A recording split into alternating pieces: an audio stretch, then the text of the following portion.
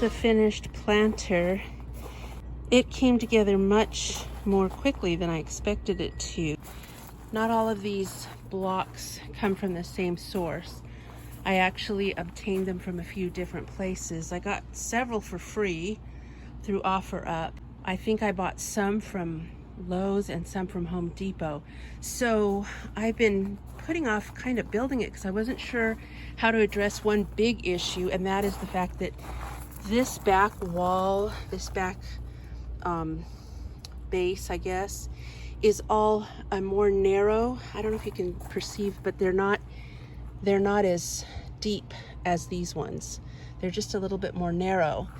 And so I was trying to wrap my head around whether it was more sensible to put all of those on the bottom and then build up from there. But when I started thinking about how many I had, my previous planters each were constructed of 10 cinder blocks. So I knew I had 10 of the narrow and 10 of the wide.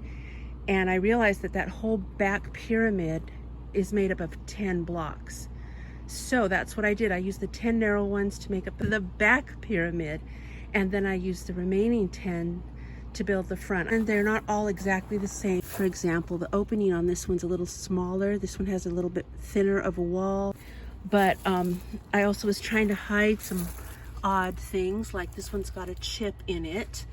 And there was several that were like this one that I didn't use that had, I don't know why, maybe in construction there's some reason for this opening, but I tried to bury the ones that had that opening into the center of the planter where they wouldn't show. Plus, I remember when I planted them out before, that created a little bit of a dilemma because the soil wants to come out of that hole, whether it's on the top or the bottom.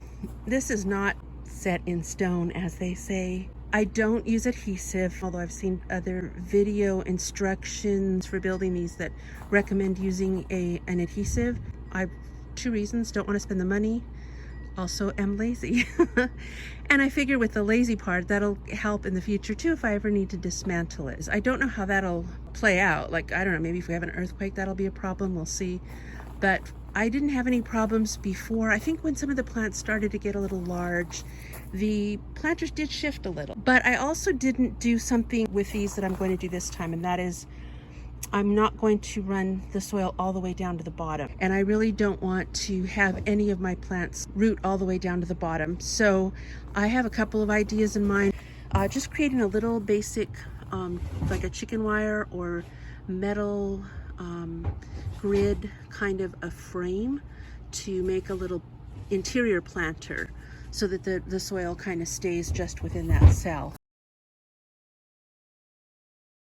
The side on the right will get some morning and midday sun, but honestly the whole thing is really not going to get all that much sun, so I don't think it's going to be a great place for planting the real sun-loving herbs. So this is going to be a learning experiment, just like everything else in my garden. Here's a quick update on the herb planter. So I had done a few the first week that I built the planter, but most of them were sitting in the cells in their original pots. So I did lose a few, unfortunately. I added quite a lot of coriander, cilantro, because I had a pony pack, and then I had a couple of little pots too, but the pots didn't make it. I think one made it. So this whole bottom section is all cilantro, and then there's 2 more up here. So I've got 7 plants. We'll see how they do. I don't have a lot of success growing that, and I know that they aren't a good summer, especially heat of the summer kind of an herb. They're gonna want to bolt, but we're gonna see. We're just gonna see. They were from that little 99-cent store by me where things don't cost very much. I think it was $2 for the whole 6-pack. I've got 2 sages. This one's just a standard regular old sage, and then I've got a variegated, looks like something was chewing on it. And then this was a cutting from a peppermint plant that was in my previous Cinderblock tower. And then these little wee things on top were cuttings from my spearmint, and they're not looking too good, but I still have the original spearmint. It's way too big to try to pot into this planter, but I can take more cuttings and start again. Mint is famously durable. So I ended up with 2 empty cells, and I'm planning to seed some parsley there, which again is another plant that may not be a great one for heat, but I think if I wait a couple of weeks and then we should be, as they start to germinate, we should be heading into cooler weather, I hope. So on this side, I have a mix of things. This one here is a chocolate mint, and oh, it smells fantastic. I want to cut that back a little bit so that it won't look so leggy and it'll be a little bushier.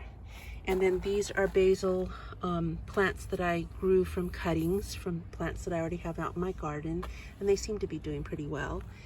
And then down here at the bottom, oh, I can't remember what this one is. I think it's marjoram. Let me see. I'm not really good with the smell of it. Yeah, I think that's marjoram. I need to put a label. Here's some French thyme and some Mexican oregano. I'm guessing, it looks like it's going to flower. I don't know if this is a perennial.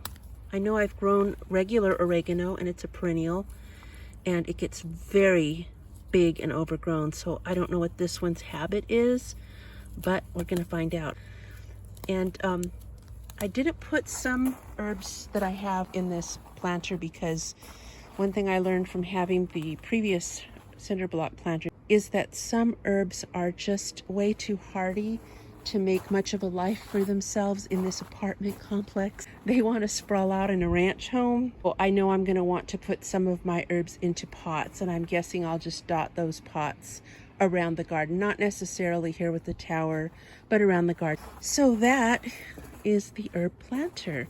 I expect it to look better and better as time passes and as the plants start to mature, and we're going to learn.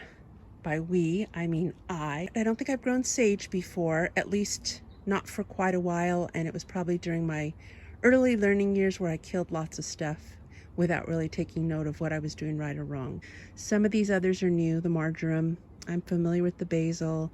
We're gonna play this one by ear. I've got it in a spot where it gets, one side gets morning and midday sun, so that would be the east side, and then the west side and part of the middle stay pretty much in shade, but in the afternoon they do get some sun. So we're experimenting here, and we're going to see how everything does.